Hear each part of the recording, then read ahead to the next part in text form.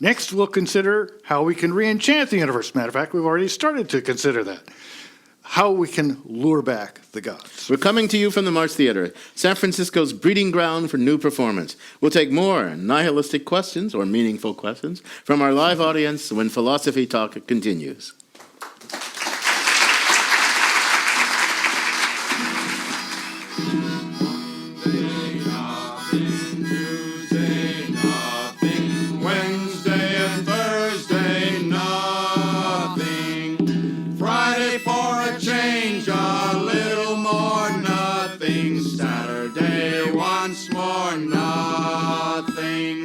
Sunday, nothing. Monday, nothing.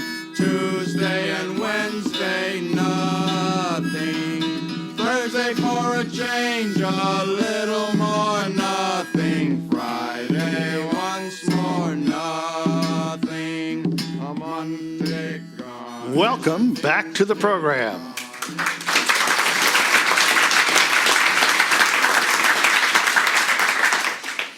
I'm John Perry. This is Philosophy Talk, the program that questions nothing and everything else.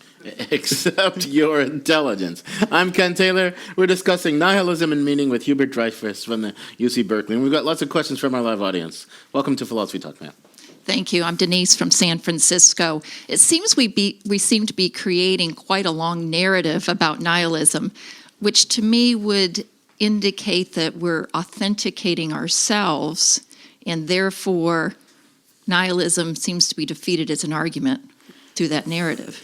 Authenticate means... Authenticating in terms of establishing meaning for ourselves. So by telling ourselves this nihilistic story about who we are, where we fit, the very narrating of it is structuring and giving meaning to our lives.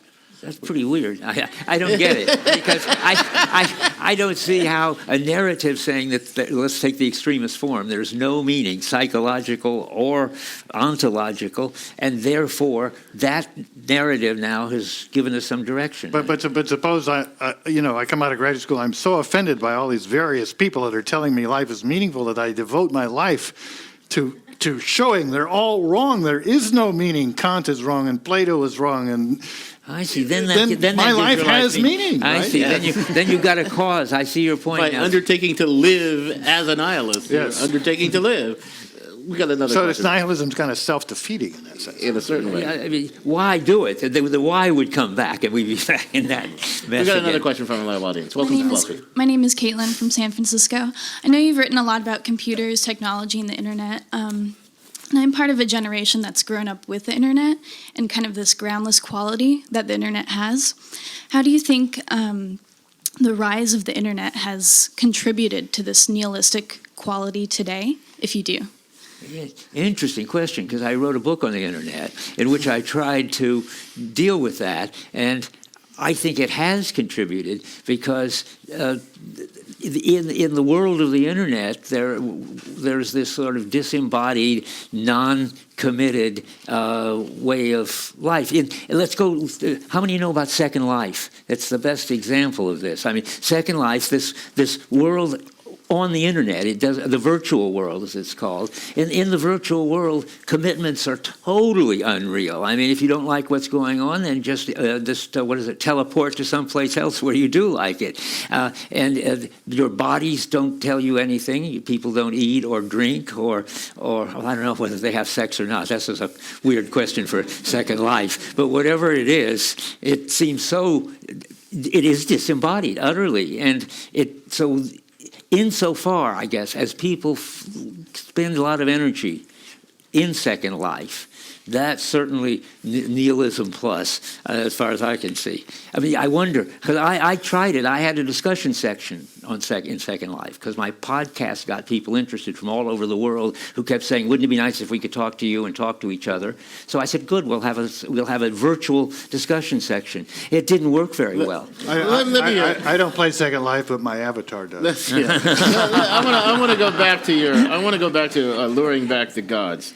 I mean, in some sense, I understand your view, but I really want to probe it a little more deeply. Because, look, I agree that a kind of responsiveness to, let's call it, the normative character of things is good. I mean, so to be awed by something beautiful, right? To be humbled by something overpowering, to be sympathetic to a person in need, to feel. I mean, right? Those things. Those things, in some sense, call to us, and I think that's an important dimension of human life, and learning to see the world in these normatively laden terms. And I agree that if we take God out of the picture and we take, if we think that, like Nietzsche, the world is just stuff in motion ultimately and there's no value at the bottom of the universe, it's difficult how to see to build it back in, right? But this prescription that this luring back the gods, that's mystical to me.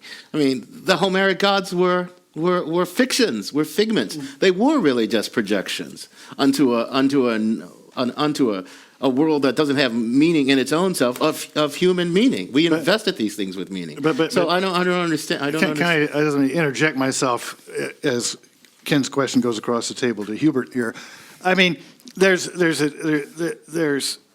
kind of being really real, and there's being fictions, and there's something else in between, which is being astute personifications. And that's what seems to me we've got here. These are real forces in our life that, in fact, do give it meaning. The Christian monotheistic theology screwed it all up, saying it all had to be packed in one container, and that didn't work out very well, we might argue. But they're not fictions. They're not quite real. But I mean, they're personifications of real things. That's how I read you. Good, and I sort of buy the first half of what you said. You gave a good story about receptivity to all sorts of things which make life meaningful, and those are the gods, the modern version of the gods, like Aphrodite. I mean, there's still situations in which the erotic aspects are all that shows up to the people in them. And that's a force that we have to reckon with and be grateful for. And that works. But then, well, why not just have that?